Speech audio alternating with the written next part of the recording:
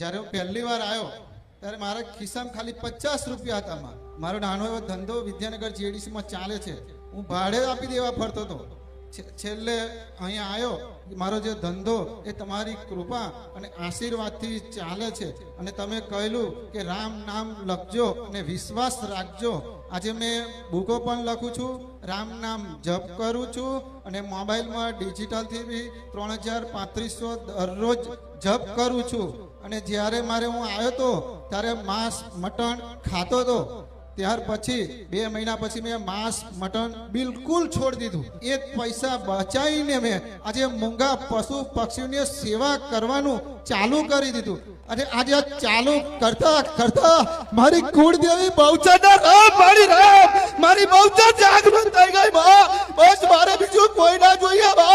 બસ મારી બહુચર જોઈએ. મારી કુળદેવીની ઓળખાણ આલી અને તે તો ઓળખાણ એવી આલી કે 2 હાથે ત્યાં મને આશીર્વાદ આલ્યા. પહેલી વાર જ્યારે સપનામાં આવી તાર તો મારે કહ્યું કે મારે રૂપિયા ના જોવે, મારે તો મારી કુળદેવી જોવે. બસ ત્યાં મારી કુળદેવી આલી. બસ મારે એથી વિશેષ કઈ ના જોવે. મારી ખુખાર મેલડી ત્યાં તો મારું જીવન બદલી નાખ્યું. બોન દીકરી પર ખરાબ નજર રાખતો તો જાહેરમાં કબૂલું, પણ તારા સાનિધ્યમાં આવે ને તો બોન દીકરીને આમ ઇજ્જત આપું કે મોટી હોય તો મારી અને નાની હોય તો મારી બોન. બસ આટલું જીવન પરિવર્તન થઈ ગયું. અને આજે જાહેરમાં કહું છું, મારા ગામમાં કહું છું કે ભાઈ બારે જવા માટે ભાડું ના હોય ને તો હું આલું, પણ મારી ખુખાર મેલડીના દર્શન કરો એકવાર અને રોમનું નામ લઈ જુઓ. તમારા ધારેલો કામ ના થાય તો કહી જુઓ. આજે વગર માગે મારી પૂરું કરે છે.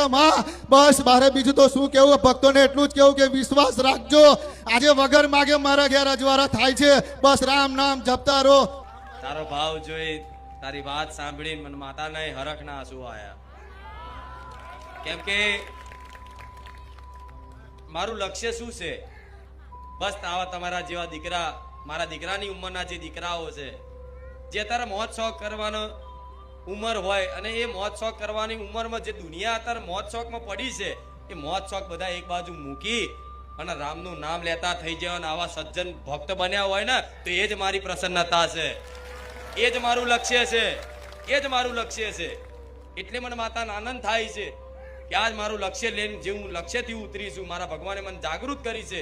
એ લક્ષ્યમાં તમારા જેવા દીકરાઓની વાત સાંભળી અને મને માતાને ખૂબ હરખ થાય છે કે આજે મારા રામનું નામ પ્રદાન કરવાથી લાખો લોકોની અંદર પરિવર્તન આવે છે. લોકો માંસ મટન દારૂ છોડી અને પશુ પક્ષીની સેવા કરતા થઈ ગયા છે. બસ એ જ મારી ખુશી છે અને એ જ મારો આનંદ છે. ભલે ખૂબ રામ ખૂબ આશીર્વાદ આવીને આવી ભક્તિ તમારી સાથે